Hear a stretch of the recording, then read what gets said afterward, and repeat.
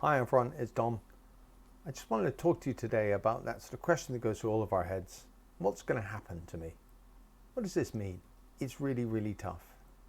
Something led you to being diagnosed with MS. Whether you lost vision in your eye or woke up one day with you were lying in bed and half your body was dead feeling, or you stumbled and couldn't understand why you kept falling. There's all manner of things that could lead to it. But if you've had your diagnosis and you're sitting there and you're Googling around and you're thinking, what the bloody hell's going to happen to me? And it's very easy to look at all the things and think, God, I'm stuffed. And I suppose in one day, I always use the analogy, some days you're the pigeon, some days you're the statue. Well, with MS, you're the statue and you've been crapped on by a lot of pigeons. But it's just the way it goes. You can't change it. You can't wish it away. You can't woo-woo it away. There's plenty of people who will then step forward because you're so thrown and you're in this washing machine of sort of emotion and you're wondering what's going on, and every 3 to 5 seconds you think, oh shit, I've got MS, and what's that going to mean for me, my family, my friends, my life, my job, my hobbies, my interests, all this kind of stuff. It just absolutely touches on everything all at once, quite heavily. And then often with many people, and with me as well, it kind of all goes away for a little bit. It's not there. MS smolders. It's like the coals of a barbecue. You may not see them in the morning, but if you shove your hand in them, it'll be hot. And then sometimes it flares up. And how much it flares up, and how severe that flare up is, and how long it is, and how disabling it is, and when it's going to end, and then what's the gap between the next one, and will the next one be as bad, will the next one be worse, will the next one be less? It's just all these things going through your head. You don't know. And I can safely say 27 years in, you don't know. You still don't know. That's the absolute bugger with it, is you don't know. So if I was going to give somebody one tip, it's you need to learn how to just deal with the entire uncertainty and just go whatever. My view is I might get run down by a bus tomorrow. I don't know when or where. It could happen. It's certainly more likely than winning the lottery or curing my MS. If you look at the sort of statistics and the probabilities, it depends how long you spend near a road. But being involved in a traffic accident, much higher chance, than being cured of MS. There's a ton of stuff out there on the internet these days that didn't exist before. When I was diagnosed, it was good luck, and that was it. I'm not kidding. Top London professor, diagnosed, adios. There's nothing they could do. There were no drugs. There wasn't much stuff that was on the horizon that was really firm at that stage. It was 1994. I think the beta-interferons were sort of starting to come along, but they hadn't really had an effect, shall we say. And one of the things that the beta-interferons did was they really sparked the creation of MS nurses. And again, another tip is your MS nurse is your ally. Make a good relationship with them, get to know them, get them to like you, just be interested. It's nice. I can sometimes call mine for a chat. I know when he's free, I know when it's the end of the day, etc.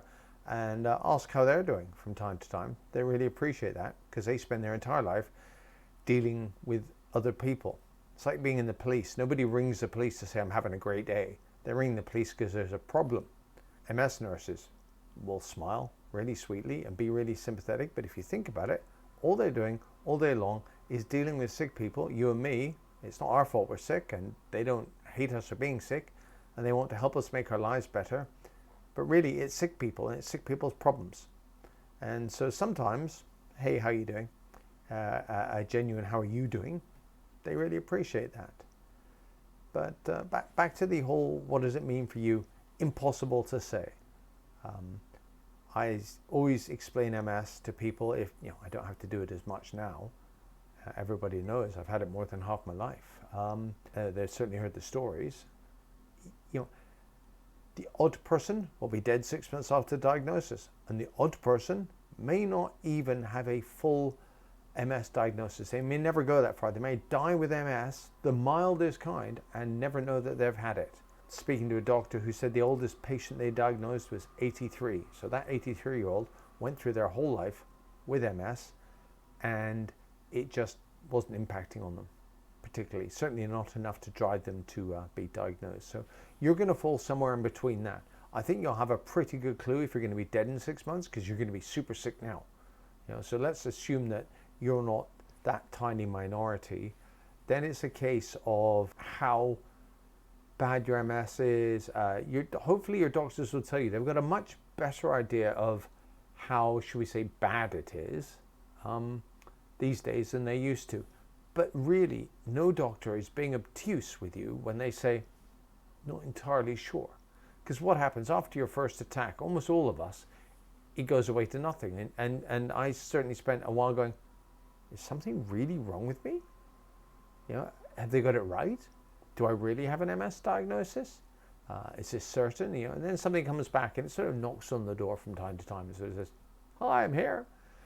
So there's that. My personal view is you should embrace the treatments. They're chemical breaks. They're not cures. There are no cures. Anybody who offers you a cure, they're trying to take money from you. Almost guarantee it. I've seen it so many times. And I think it's quite sick because you're really worried. You're scared. You don't know what's going to happen. Even now, I have a little thing and think, oh, God, is this it? Am I going to just go over the edge now? I mean, I could do.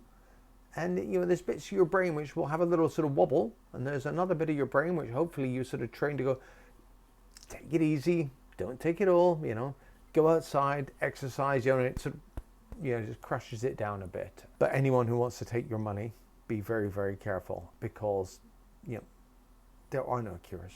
Like I said, it's chemical breaks. All the different treatments are just different versions of chemical breaks. Do you have the best carbon ceramic brakes, or do you want to have the old drum brakes that they fitted in a 1956 Ford Anglia? Because you can get them too. And I also think that doctors and drug companies are not out in some sort of secret plot or cabal to poison us. So, when they suggest it, it's usually giving meds to people, and most of them are quite expensive. It's to help increase the time between the relapses and decrease the severity of the relapses. That's the point of them. But again, if you're fairly newly diagnosed, what's going to happen to you? There's just no way of telling. I can tell you there's a great support network. There's many more drug options these days. There's a much greater awareness of it. I don't have super news. It's just the way it is. You've got to learn to get your head around it and say, that was yesterday. I can't change yesterday. I'm going to look forward to tomorrow. And I can't frame everything about tomorrow with what happened yesterday.